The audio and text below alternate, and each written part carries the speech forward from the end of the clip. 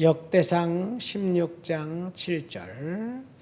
그날에 다윗이 아삽과 그의 형제를 세워 먼저 여호와께 감사하게 하여 이르기를, 너희는 여호와께 감사하며 그 이름을 불러 아뢰며 그가 행하신 일을 만민 중에 알릴지어다.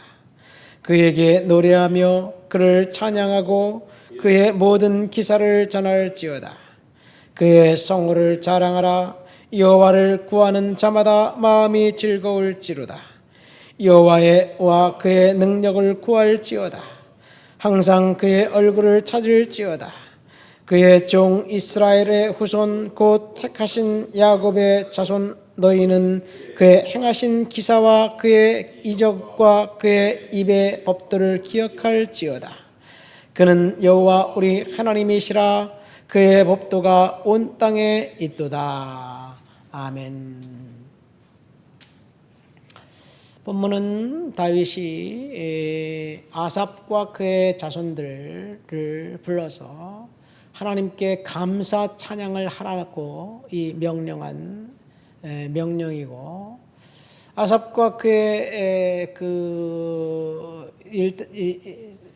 자손들이, 아삽의 는 성가대원이지요. 성가대원들이 하나님을 찬양하며 하나님을 감사하며 예배했던 그런 찬양의 노래가, 감사 찬양의 노래가 바로 우리가 읽은 본문 역대상 16장입니다. 다윗이 언제 아삽과 그의 형제를 세워서 하나님 앞에 감사하라고 했느냐? 언약궤를 다윗성으로 막 이제 모시고 온 다음에 있었던 일입니다. 아삽과 그의 형제들에게 다윗이 하나님께 감사라고 이야기하면서 13절 말씀 보니까, 그의 종 이스라엘의 후손 곧 그의 택하신 야곱의 자손 너희는 그의 행하신 기사와 그의 이적과 그의 입의 법들을 기억할지어다. 하나님께서 행하신 기사와 그의 이적과 그의 입의 법도, 하나님께서 행하신 일을 기억하면서 하나님을 찬양하고 감사했다는 이야기예요. 그러면 하나님께서 무슨 일을 행하셨나요? 법궤를 옮겨올 때 우사는 언약궤를 만졌다는 연고로 죽었고, 그리고 다윗은 우사의 죽음으로 말미암아 언약궤를 다윗성으로 모셔오기를 중단했습니다.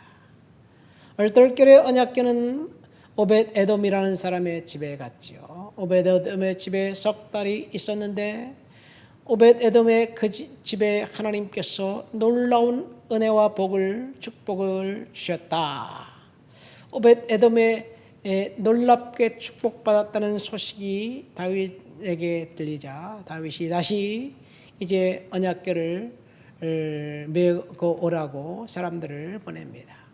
원래 다윗이 언약궤를 갖고 오려고 할 때 이 고라의 그 자손들, 고라 지파, 고라의 후손들, 이 언약궤를 메고 와야 될 레위인들을 보냈습니다. 근데 어찌된 영문인지 암미나답은 그 아들 우사와 아유를 시켜서 새술에 실어서 언약궤를 다윗에게 보냈습니다. 왜 그랬는지 성경은 나와 있지 않습니다. 아마도 블레셋이 수레에 실어서 그 언약궤를 보냈기 때문에 자기가 받은 대로 보내주었을 가능성도 있습니다. 그렇다면 이 아미나답은 하나님의 말씀을 제대로 알지 못하는 사람이었어요.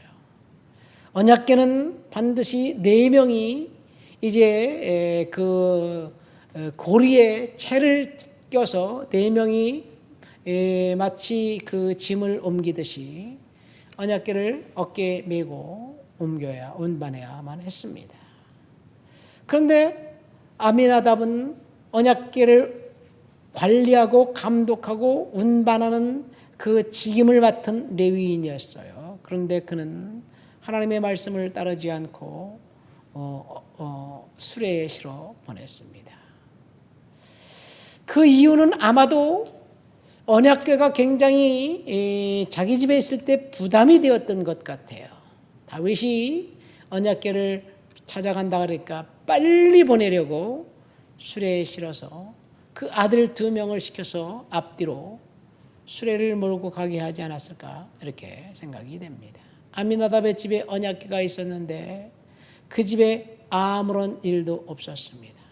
축복도 없었고 저주도 없었고 그냥 아무 일도 없었어요.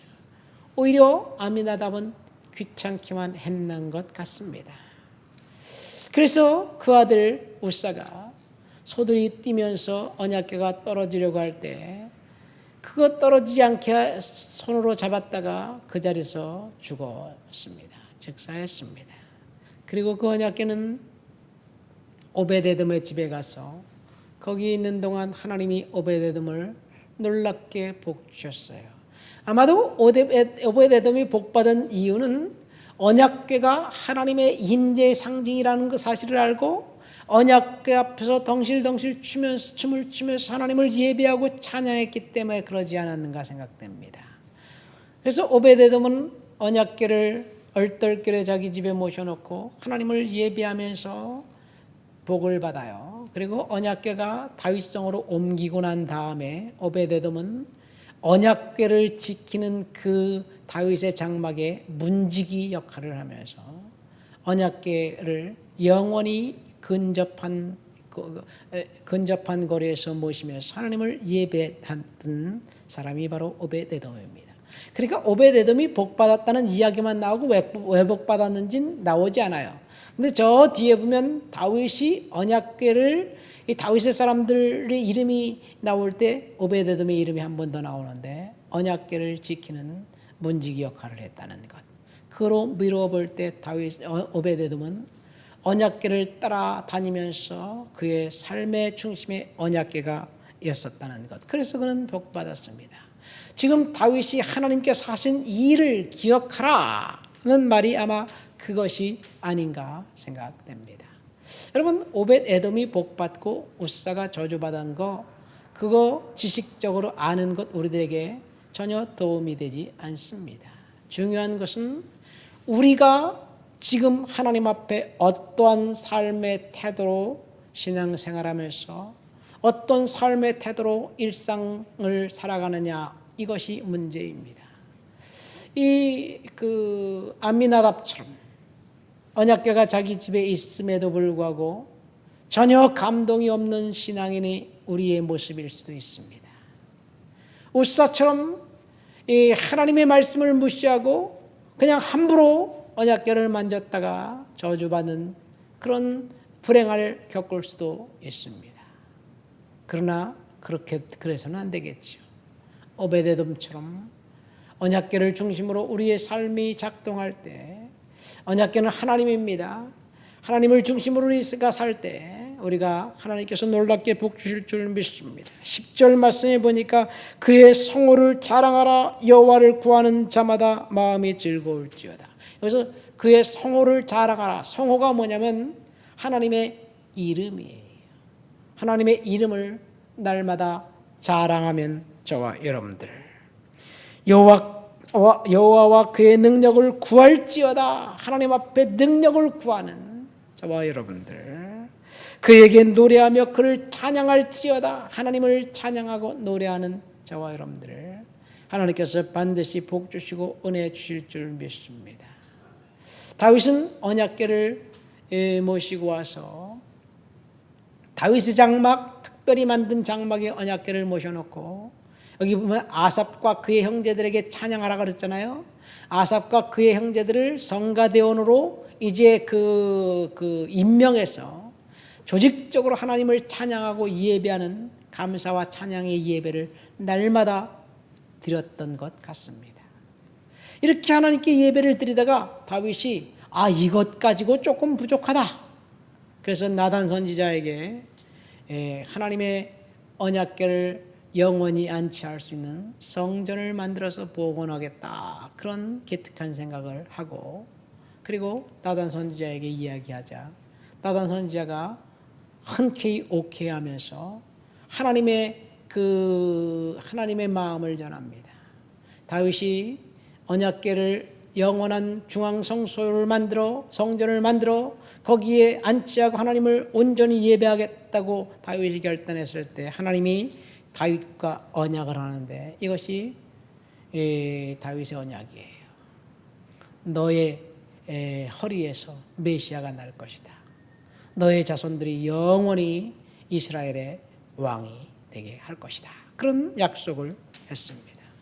언약궤를 중심으로 하나님을 이렇게 감사 찬양했던 다윗을 복 주셨던 것처럼 저와 여러분들이 하나님을 중심으로 살아가면서 놀라운 은혜와 복이 우리의 인생 가운데 있게 될 줄을 믿습니다. 하나님 아버지 감사합니다. 언약궤를 모시고 와 하나님 앞에 감사 찬양을 했던 다윗처럼 하나님 중심으로 우리가 이 땅을 살아가며 신앙생활하도록 도와주시옵소서. 날마다 하나님을 찬양하고 하나님을 감사하며 그의 이름을 높이며 하나님께서 하신 일들을 간증하는 신앙인 되게 도와주시옵소서. 예수님 이름으로 기도합니다. 아멘.